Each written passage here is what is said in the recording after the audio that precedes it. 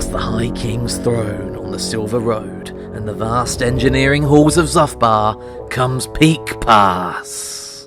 In the northernmost World's Edge Mountains, here the biggest ever shrine to Grimnir stands tall as a monument to all those who have taken the Slayer Oath in Karak Kadrin. King Ungrim Ironfist leads the mighty Slayer throng, 7th in his line, caught between two oaths, duty bound to honour each of them, but cursed to never truly regain his family honour in fully completing either of them.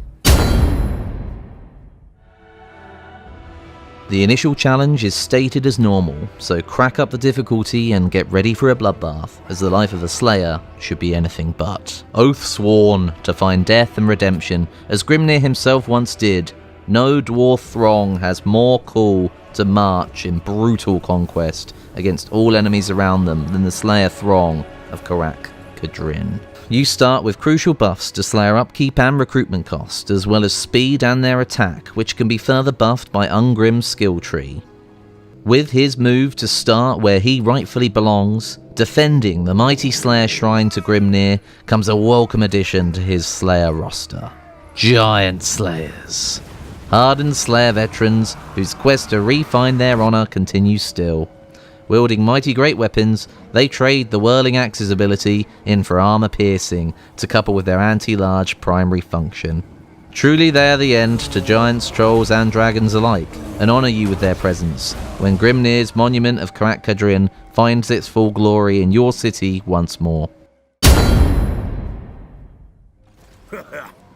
Oath Gold is the third welcome change to Dwarfkind. As the runesmiths return to Karak Kadrin, so too do the forges find their fire, and the sound of hammer on anvil filling the halls once more. Oath Gold can be generated by characters and buildings alike, specifically from the Master of the Forge ability for your runesmiths and runelords, and from the Oath of Forging ability from Ungrim himself. It's also made via the trading depot and the armory building chains as well, all of which feed into the unmatched skill and craftsmanship that only Dwarfkind can ever truly know or understand. It does, however, require additional resources, and the nearest source of a particular one can be identified for you on the map by clicking on it in the top right panel of the forge. Although getting there might not be easy, Slayers are no strangers to conquest. Not only can you construct a plethora of dwarvish weapons, armour, talismans and enchanted items blessed with the magic of the runesmiths of Karak Kadrin, but further to that, dwarves are never wasteful. Runesmiths can use the scouting skill to increase the drop chance of magic items after battles, and the forge itself has a recycling panel, so items, depending on their rarity, offer a certain portion of Oath Gold back, if you find yourself not in need of them further into your campaign of redemption. As far as a lore-accurate Slayer army goes, the throng of Karak Kadrin, although one of the biggest, did not spout the war machines and machinations of Zufbar, and regularly the Slayers amongst its ranks would charge out first in a bloody frenzy to find death against impossible odds before the battle ever truly began. Focus on growth within Karak Kadrin and upgrading your Slayer shrine to Grimnir. Take Nashrak's lair as soon as you can to secure Peak Pass as a province and build its defences quickly. After that you have two threats. As the Groby Plague continues never-ending towards the south from Mount Gumbad, the Bloody Spears tribe pushing ever forward, and the north near Karak Ilkilaz, the Red Eyes tribe building a threat down the pass. Make Nashrak's lair as defensible as you can, and secure the North's World Edge Mountains quickly, fulfilling your vows and crossing the misdeeds of the Groby from the Book of Grudges as you do so. Remember, Slayer King, let too many grudges sit for too long, and quickly the Longbeards in your ranks will make sure your populace knows of it. From there, the manlings of Kislev are neither friend nor foe. Trade and allegiance would be beneficial, and they would provide a valuable guard to your northern flank towards Karak and Gore, for the Chaos Wastes and Norscan tribes lie just beyond their reach, stirring soon to come.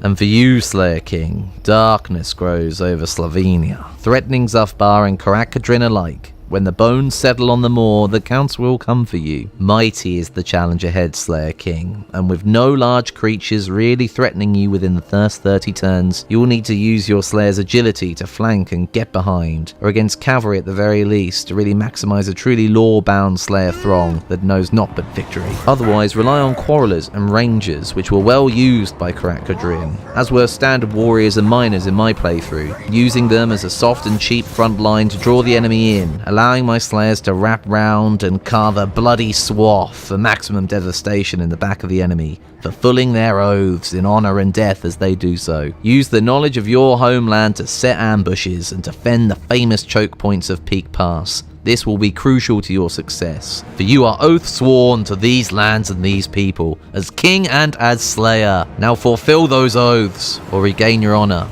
and die trying.